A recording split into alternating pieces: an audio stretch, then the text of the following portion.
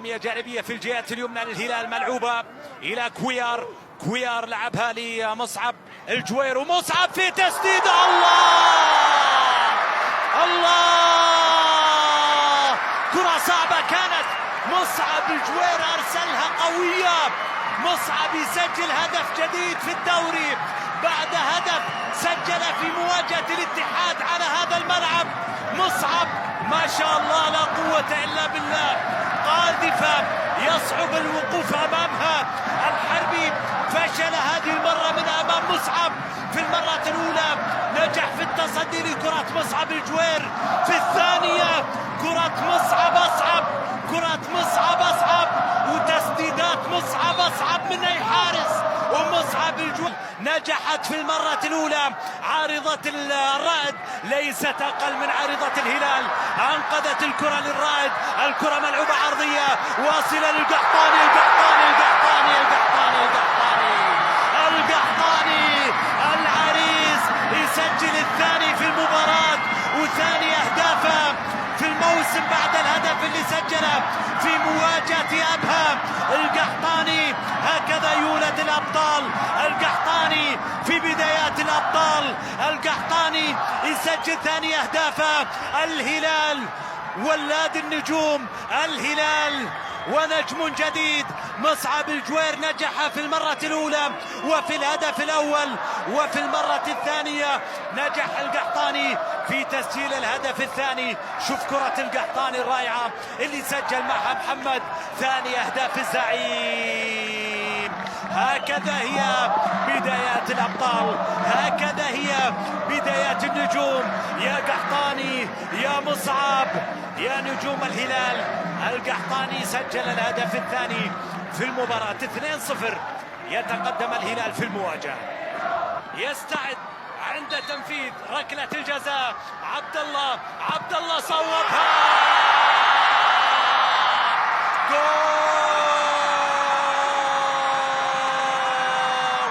جول الوداع، جول الوداع. عبد الله عطيف يسجل هدف الوداعية. الهدف الثالث جاء من عبد الله عطيف في ليلة الوداع. عبد الله عطيف سجل ثالث أهداف الهلال في مباراة الليلة. وداعية يا آخر ليلة تجمعهم، وداعية أعز الناس يودعهم. شوف الكرة، وعبد الله عطيف سجل الهدف الثالث في ليلة الوداع. ركلة الجزاء عبد الله عطيف نجح في تسجيلها ليعلن عن ثلاثية للهلال في مباراة الليلة، يتقدم فيها من أمام الرائد عند الدقيقة رقم 80 وعلى بعد 10 دقائق من نهاية زمن شوط المباراة الثاني.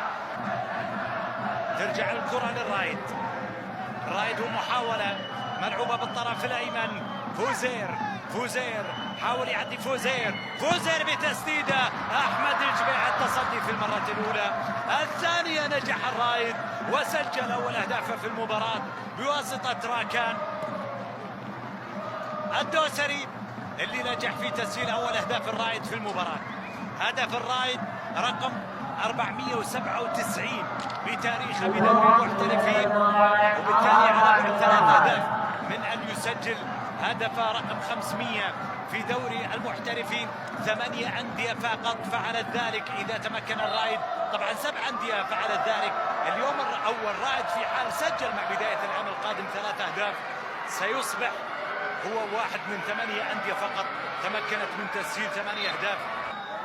يحيى شيري عند تنفيذ الركلة الركنية. يحيى أرسل كرة طويلة إلى منطقة الجزاء والرائد ينجح.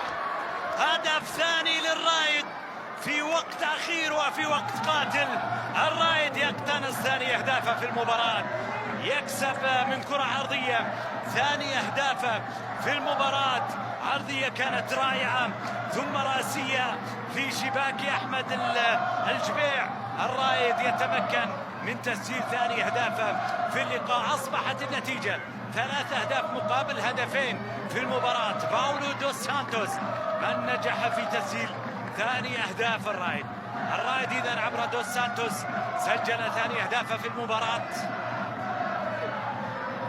استطاع الرائد أن يقلص الفارق في الوقت الأخير في شوط المباراة الثاني. بالأصل احنا تجاوزنا